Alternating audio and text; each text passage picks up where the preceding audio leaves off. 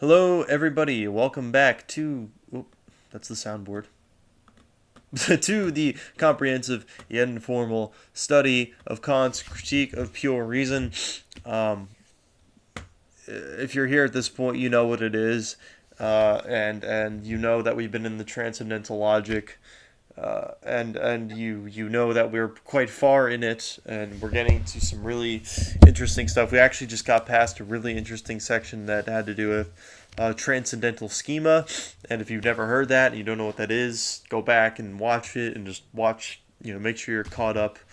Had some really interesting insights about like the transcendental imagination and its role in like forming experience, specifically connecting um, or I guess making homogeneous was maybe his vocabulary there.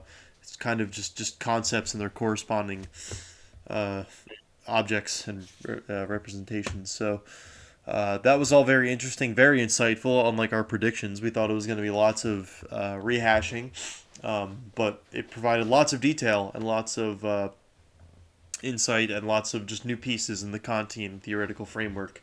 So we hope to continue that today as we move from the schema to the system of all principles of pure understanding. Yeah, and after the last what we just did, I'm excited for this. Those are my preliminary remarks. Patrick, I believe you wanted to say at least one from our conversation off camera. Yeah, so one thing that's highly important to notice as a viewer is I have since the last section I've been reading the will as Schopenhauer, the world as will and representation. Jeez, I can't get words out right now. Anyway, I've been reading it for some time, and I got to the appendix, which is a comprehensive critique of Kantian philosophy. And of course, critique does not mean criticism. Hopefully, you know that if you're here with us reading the Yeah, critique of pure reason. he's not criticizing. I mean, he does criticize He purism, but does that's criticize. not all he's doing though. Yeah, well, exactly. It's comprehensive. It's both the merits and the flaws and the Mm. limitations. And Schopenhauer does this for Kantian philosophy. So there are a lot of insights into that have probably tainted or tinted, really is what I'm looking for, the lenses with which I'm going to be viewing Kant, and in particular the transcendental schematism, which Schopenhauer pretty much thinks is the most nonsensical section of the entire critique. He has major beef with the particular section we are in. Oh, this one right here. Yeah, he's his most the most like high criticisms here are in the transcendental schematism. Really, this. I mean, everything that Oh, the started with the the the last transcendental section schematism. you had The issues with. last section, I mean, it's similar. So Kant was basically telling us about the transcendental schematism and how it works. Mm-hmm. Now he's going to be using the transcendental schematism to try to explain basically uh, the power of judgment. Okay, and Schopenhauer just doesn't like that. Schopenhauer thinks that there's sup- like Kant tries to force things together to have this nice symmetry of 12 different categories that fit into four sections and three, and Yeah. Schopenhauer thinks that it doesn't actually work that way, and Kant sort of fixed it together simply for aesthetic reasons, more or less. um. Wow. Well, that's quite an interesting criticism. I guess we'll see. I mean, I guess from my background, I guess maybe more generally know that lots of German post-Kantian idealists had a problem with him just not really like deducing them in general. Like maybe not so specifically to the point where they're like, oh, you shouldn't have just this nice like symmetrical system. It's more just like no matter what your system looks like, you didn't derive it, dude. You just kind of set it Well, up. yeah, but that's the other thing. According to Schopenhauer, probably even the more major criticism he has Yeah. is is that Kant probably should have started from direct perception, right? From perception and the understanding that exists in perception. Yeah. But instead, he starts from reflection and then posits a third thing, sort of in between perception and reflection. Hmm. Um, and it's never clear to him, to like Kant himself, what exactly that thing is. And Yeah. basically, for Schopenhauer, that's what this section does, right? He's sort of talking about how we arrive at synthetic a priori principles, but Hmm. in doing so, he can't quite put us in the realm of like reflective knowledge because that's what Kant calls reason, right? Yeah. But he also can't quite put us in the realm of perception because it's supposed to be a priori. Yeah. So those are anyway my preliminary remarks. Viewer discretion advised. Yeah. Um, okay. Do you want to start reading? I could also start if not. Yeah, I will start. Cool. In the previous chapter, we have considered the transcendental power of judgment only in accordance with the general conditions under which alone it is authorized to use the pure concepts of the understanding for synthetic judgments.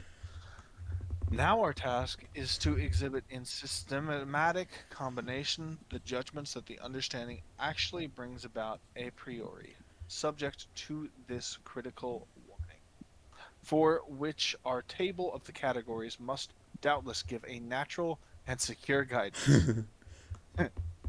Seeing it already. Yeah.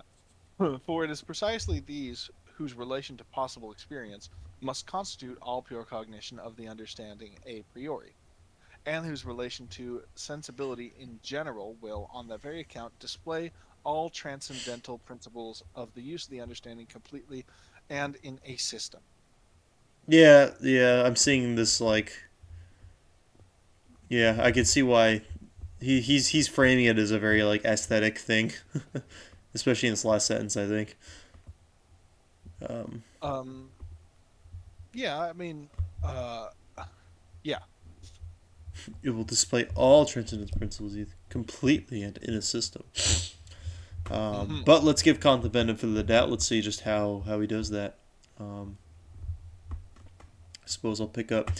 A priori principles bear this name not merely because they contain in themselves the ground of other judgments, but also because they are not in themselves grounded in higher and more general cognitions. Yet this property does not elevate them beyond all proof. For although this could not be carried. Oh, oh yes, sorry. For although this could not be carried further objectively, but rather grounds all cognition of its object, yet this does not prevent a proof from the subjective sources of the possibility of a cognition of an object in general from being possible, indeed even necessary, since otherwise the proposition would raise the greatest suspicion of being merely a surreptitious assertion. I believe Um, it's surreptitious. surreptitious. I don't know what that means, to be quite honest. Basically, it would be like um, taking a right that you don't have. Oh, okay. Uh, Illegitimate. right, right. So he's saying that a priori, they're not like principles aren't dependent upon other things, but we can still prove them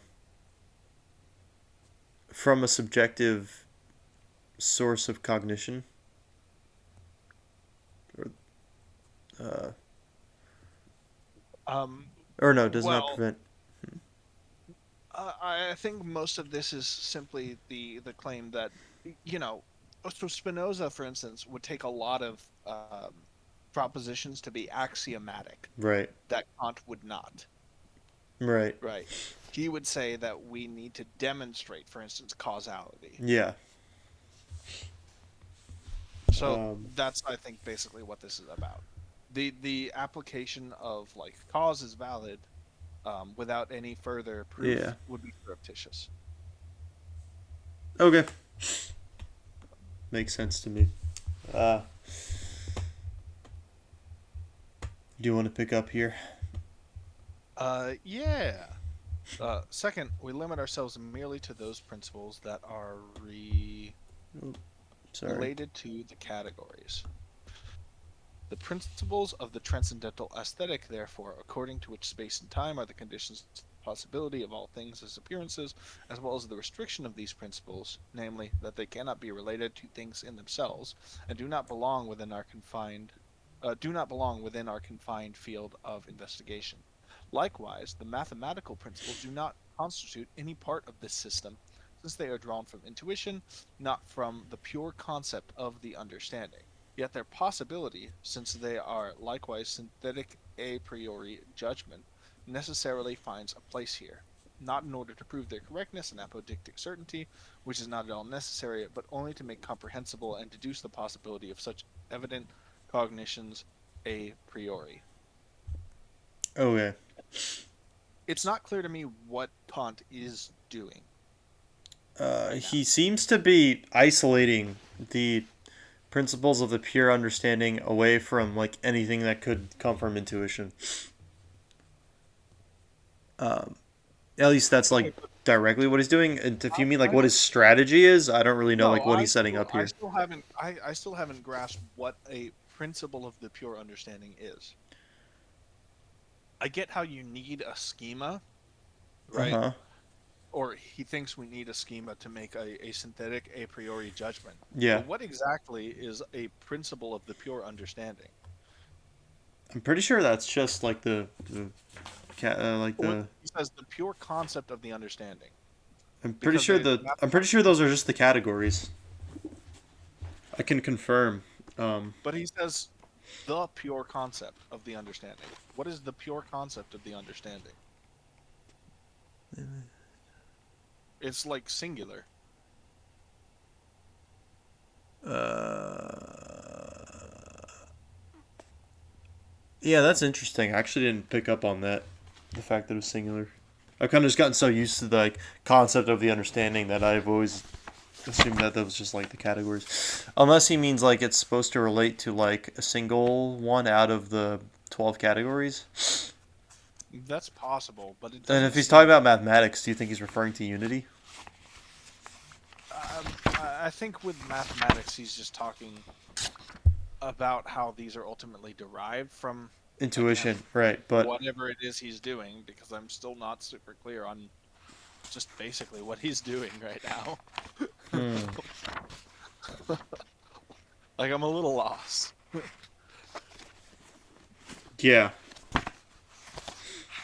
Well, I can assume from the title he's trying to set up a system, and so far That's what true. what he's done, right? Just starting simple, see if we can put it together. So we started with just setting up a system, and our task is to exhibit in systematic combination in the judgments that the understanding actually brings a priori, subject to this critical warning. And what is this critical warning? Consider the transfer of judgments in accordance with the general conditions under which it allows authorized. So he seems to be trying to make sure that the understanding uh, is operating within the general conditions under which it alone is allowed to use concepts. But I don't understand what that has to do with the. And I guess it does that in a systematic combination with the judgments. Or, sorry. So basically, to make sure that things are on the up and up, as far as what the understanding is doing. Uh, yeah, I guess so. I guess to I guess to demonstrate a system of a priori principles that Well, what does that mean? He's already sort of assumed the categories without further explanation, and now he's doing something with them. yeah, I well he wants to show that they're all being used, I guess, right? That's what the end of this what where I was saying Schopenhauer might have like get this for at least like one of the first things I might be susceptible to Schopenhauer's criticism is this last sentence here. But another thing we can get out of that is that he wants to show that they're all being used in a Okay. coherent system. That is a system that stays within the general conditions under which it alone is authorized to use the pure concepts of the understanding for synthetic judgments. So it's making synthetic a priori judgments systematically that are within a an appropriate boundary, I guess, if I were to put it in my own words. And then So so now he wants to demonstrate that. I see. So, in other words, how these concepts actually come into use, but synthetically a priori. Yes, and within their bound. I mean, I guess with Kant, you can always assume it's within the boundaries, and also in a complete and like thorough way. Well, he does have to remind me sometimes because I get confused about whether our concepts apply to the thing in itself. So Well, I'm that's what glad he he's. reminds me every 5 pages. Wait! Don't apply it to the thing in its. Don't do it. I promise. It's bad. I promise. If you try to do it, well, actually, later on we'll see what happens when you try to do it. I guess, right? Um, like the Yes. antinomies and stuff. But we're not there yet. We have, I guess, before we get to those antinomies. Spoiler alert: there are antinomies. Sorry. um, we have to show that when they're in their proper use, in their proper boundaries, being properly used within their proper boundaries, and being used completely and systematically. We have to demonstrate that because yes, I guess he kind of did assume that for like the sake of the uh, schematism, Okay. and I don't know. Yeah, you're right. I think he did assume that. Although I thought it was also kind of well, I guess he has to show them in use with like the intuition. Well, no. See, that doesn't make sense. Then why is he separating them from the intuitions? Because if he's separating from the intuitions and wants to show their necessity, like, didn't he do that when he was like unity? Yeah, he went out of the whole spiel about the different kinds of unity, and like unity like implies necessity, right? Of the judgments, didn't wasn't like a big part of that whole. Yeah. I mean, yeah. This is where he stopped making sense to me. Well, I thought it was the last section, so I was impressed that we got That's true. that I far. did manage to understand what he was talking about with the schematism, but I'm not sure what he wants to do with it now that he has it. Yeah, I don't know because I would think he would want to show it in use, but now what he's doing here in this paragraph that we just read is isolate them from things like mathematical principles and just intuition in general. Uh, so I don't know. I guess And we'll it'll see. make more sense as we progress. Yeah, that's what I hope, but it's quite confusing. But I at least think we have a vague idea of uh, the Enterprise, even if it doesn't really make sense, and we think he might have all done it already. But whatever. I guess I'll read this last little paragraph at the end here. But we must also speak of the principle of analytic judgments in contrast, to be sure, to that of synthetic judgments, with which we are properly concerned, since precisely this contrast will free the theory of the latter from all misunderstanding and lay their particular nature clearly before our eyes. Okay, that was dramatic. I guess we need to investigate analytic judgments again. That's something I thought was clear, but like I don't think anyone was in doubt that the analytic judgments were part of the pure understanding and didn't work. But I guess we're gonna prove it.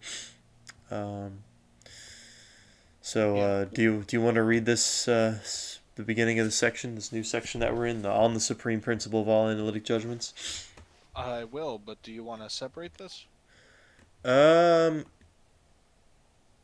sure. Yeah, I guess we've. Sure. Okay. So we'll see you in the next chronological video So that after this confusing first section. Uh, Hopefully, it'll start to make sense. Didn't last time. Hopefully, it will this time. Second time's the charm, as they say. I suppose so. At least with Kant, it's been the case with definitely me, and it seems to be you a bit as well. Uh, Kantian wisdom of the video. Make Second sure time. make sure you if you're gonna designate your enterprise, make it make sense, and also make sure your categories are being used in a make sure your transcendental principles are being completely used and they're being used in a system, and make sure that system is within the within the general conditions under which it is authorized to use the pure concepts of the understanding for synthetic judgments. So when you're making synthetic judgments, make sure your transcendental principles are at use and they're being used completely and in a system. Keep it up, y'all, and we'll see you in the next. We'll see if it makes sense. Bruh. Smoke weed every day. Goodbye.